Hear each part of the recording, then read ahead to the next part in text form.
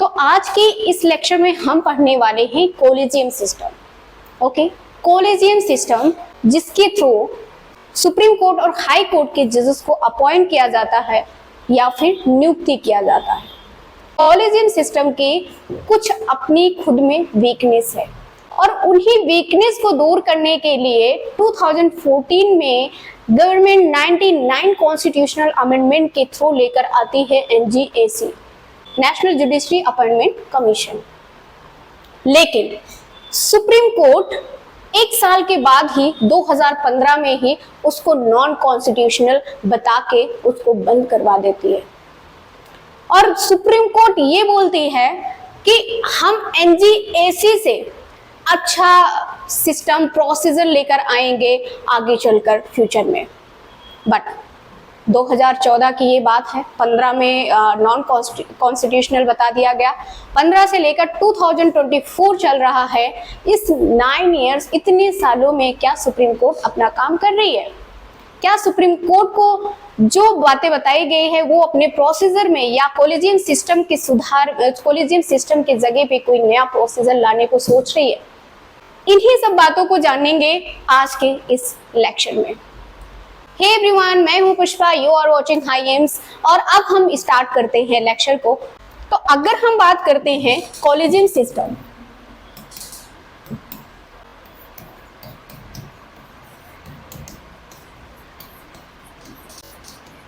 Collegium system, इसके under 5 जजेस होते हैं और उसमें से 1 चीफ जस्टिस ऑफ इंडिया और 4 सीनियर मोस्ट जजेस। ये 5 मेंबर मिलके हाई कोर्ट और सुप्रीम कोर्ट के जज को क्या करते हैं? अपॉइंट करते हैं। तो अगर आपको पता है आर्टिकल 124 क्लॉज 2, आर्टिकल 124 क्लॉज 2 कहता है कि जो प्रेसिडेंट होगा वो क्या करेगा? हाई कोर्ट और सुप्रीम कोर्ट के जज को अपॉइंट करेगा। किसके कंसल्टेशन के बाद में? हाई कोर्ट और सुप्रीम कोर्ट के जजेस के। तो अगर ये बोले कि यहाँ पे सुप्रीम कोर्ट और हाई कोर्ट के जज के कंसल्टेशन के बाद में, उस जगह पे अगर हम बोल देते हैं कि कॉलेजियम सिस्टम के कंसल्टेशन के बाद में, तो ये बिल्कुल क्या होगा? सही होगा। 217 क्लॉज 1 ये कहता है कि प्रेसिडेंट हाई कोर्ट के जजेस को क्या करेगा? अपॉइंट करेगा after consultation with collegium system.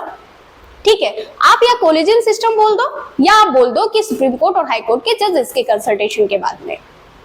लेकिन इसमें जो प्रेसिडेंट होगा वो बाइंड नहीं होगा कि इनके कंसल्टेशन को इसको एक्सेप्ट ही करना है प्रेसिडेंट को।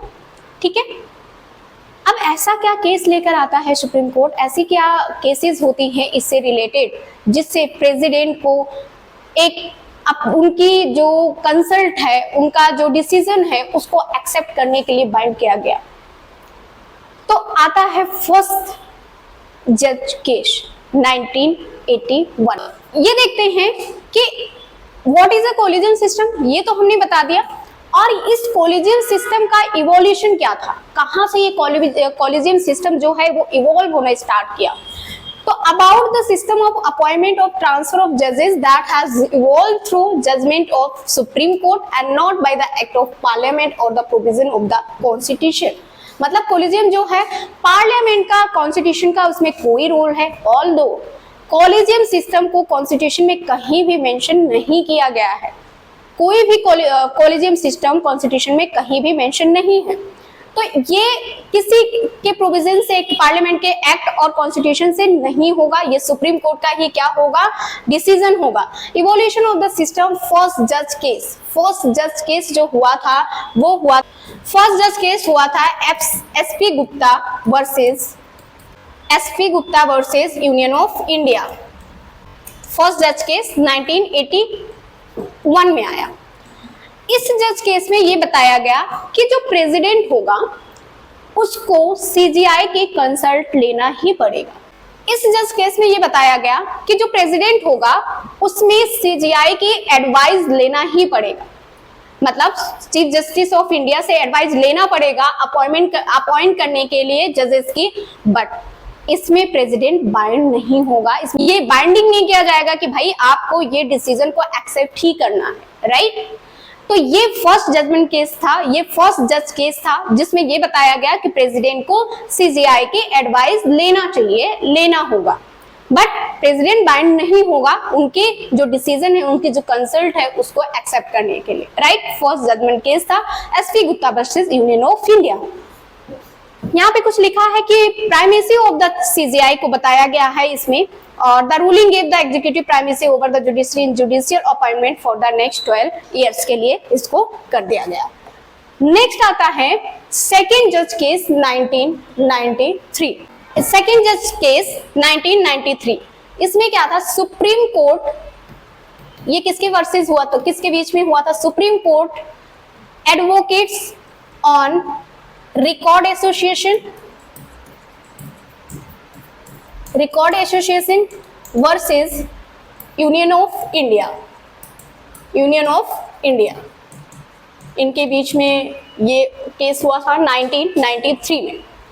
इसमें क्या बताया जाता है, इसमें जो था 9 जजेस की बेंच थी, इस केस में 9 जजेस की बेंच थी। इसमें बताया गया जो प्रेसिडेंट हैं उनको जो सीजीआई का एडवाइस होगा, कंसल्ट होगा, उसको माननी पड़ेगी, और उसके उनको बाइंड कर दिया गया, प्रेसिडेंट को बाइंड कर दिया कि उनका जो भी एडवाइस होगा ना वो एक्सेप्ट करना पड़ेगा, और उसके साथ में सीजीआई के साथ में 4 मोस्ट सीनियर जजेस की भी एडवाइस लेनी पड़ेगी। तो बेसिकली जो सेकंड जजमेंट केस था इसमें कॉलेजियम सिस्टम क्या हो रहा था, इवॉल्व हो रहा था, धीरे धीरे कॉलेजियम सिस्टम आ गया था कि भाई सीजीआई का तो कंसल्ट चाहिए ये, उसके साथ में आपको सीनियर मोस्ट जजेस, 4 सीनियर मोस्ट जजेस की भी कंसल्ट होनी चाहिए। इसके बाद में आता है थर्ड केस जो हुआ था 1998 में। इस केस में पूरी तरीके से कॉलेजियम सिस्टम प्रोसीजर में आ गया था, कॉलेजियम सिस्टम को पूरी तरीके से प्रोसीजर में ला दिए गए थे, किसमें, थर्ड जज केस में। तो supreme court introduce the collegium system holding the consultation really mean concurrence, मतलब उनका जो कंसल्टेशन होगा वो प्रेसिडेंट क्या होगा, बाइंड होगा करने के लिए। It added that it was not the CJI individual opinion but an institutional opinion from the consultation with the 2 senior most जज in the supreme court. Third judgment case कहता है, थर्ड जज केस कहता है कि supreme court on the president reference article 143 expanded the collegium to a 5 member body. अब यहाँ पे पूरी तरीके से 5 मेंबर बॉडी बना दिया गया जिसमें बेसिकली 4 तो सीनियर मोस्ट जज होंगे और 1 क्या होगा, सीजीआई होंगे, सीनियर मोस्ट जजेस comprising the CGI and 4 of the his senior most colleague, ठीक है, उनके ही कलीग सीनियर मोस्ट होंगे। तो ये था आपका इवोल्यूशन ऑफ, कहां से इवॉल्व हुआ। तो फर्स्ट जज केस ये कहता है कि प्रेसिडेंट को सीजीआई का ओपिनियन लेना पड़ेगा, एडवाइस लेना पड़ेगा, लेकिन प्रेसिडेंट बाइंड नहीं होगा उनकी एडवाइस को एक्सेप्ट करने के लिए। सेकंड जज केस कहता है कि प्रेसिडेंट को, सुप्रीम कोर्ट ने कहा प्रेसिडेंट को सीजीआई के साथ में किसका एडवाइस लेना पड़ेगा, सीनियर मोस्ट, 2 सीनियर मोस्ट जजेस का। ओके, उसके बाद में थर्ड जजमेंट केस जिसमें पूरी तरीके से कॉलेजियम प्रोसेस स्टार्ट हो गया था। थर्ड जजमेंट केस में वो होता है कि वहां पे अब जो भी अपॉइंट होगा सुप्रीम कोर्ट या हाई कोर्ट के जज को, वो कौन करेगा, सीजीआई, और उसके साथ में कौन, 4 सीनियर मोस्ट, प्रेसिडेंट का ओनली उस पे क्या होगा, सिग्नेचर होगा, राइट। नेक्स्ट है who had the collegium system, कौन है, मतलब उसका हेड है। तो CGI chief justice and comprises the 4 other senior most जज ऑफ द कोर्ट, जो भी अभी मैंने आपको बताया। A high court collegium is led by the incumbent chief justice and 2 other senior most जज of the court. High court में भी एक चीफ जस्टिस होगा, उनके साथ में 2 सीनियर मोस्ट जज होंगे। जज of the higher judiciary are appointed only through the collegium system and the government has only after name have been decided by the collegium. Government name दे सकती है कि इन जज को हम अपॉइंट करना है। गवर्नमेंट का सिर्फ इतना रोल होगा कि वो उन जज का क्या कर सकता है, नेम दे सकता है। तो क्या जो गवर्नमेंट है कॉलेजियम सिस्टम के हमेशा फेवर में रहा? तो आंसर होगा नहीं, क्योंकि अगर हम कॉलेजियम सिस्टम को देखा जाए तो क्या इसमें ट्रांसपेरेंसी है? बिल्कुल नहीं। तो अगर ये देखा जाए कि जो कॉलेजियम सिस्टम है उसमें अपॉइंट करेंगे सीजेआई और 4 जो मोस्ट सीनियर जजेस होंगे, तो इसमें नेपोटिज्म देखने को बहुत मिलता है कि अपने ही कोई रिलेटिव्स को या अपने ही कोई नॉन को अपॉइंट कर ले। ठीक है, ऐसा भी हो सकता है। इसमें इस कॉलेजियम सिस्टम के थ्रू जो इंडियन जुडिशरी है उसमें दलित और विमेंस की जो पार्टिसिपेशन है बहुत कम देखने को मिलता है। और यहाँ पे आप अगर देखेंगे इसमें तो ये देखने को मिलेगा कि जो फेवरेटिज्म एंड नेपोटिज्म है, किसी के फेवर में डिसीजन होना कि उनको अपॉइंटमेंट कर रहे हो, और नेपोटिज्म मतलब भाई भतीजा जो भी है उनको एज अ सुप्रीम कोर्ट और हाई कोर्ट के जज अपॉइंट करना, ये चीजें भी कॉलेजियम सिस्टम में देखा जाता है। The collegium system does not provide any specific criteria for testing the candidate. कोई क्राइटेरिया नहीं है कैंडिडेट के लिए टेस्टिंग का or for the post of CJI because of the which is leads to wide scope of nepotism and favoritism is give rise to non-transparency of the judicial system which is very harmful for the regulation of law order in the country। जो कि हमारे country के law order में बहुत ज्यादा क्या है, harmful है ये कॉलेजियम सिस्टम अगर नेपोटिज्म एंड फेवरेटिज्म हो रहा है तो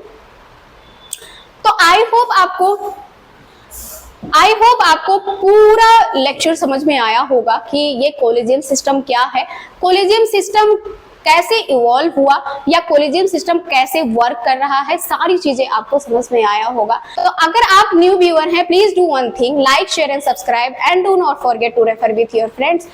मिलते हैं नेक्स्ट वीडियो में, तब तक के लिए बाय बाय, टेक केयर।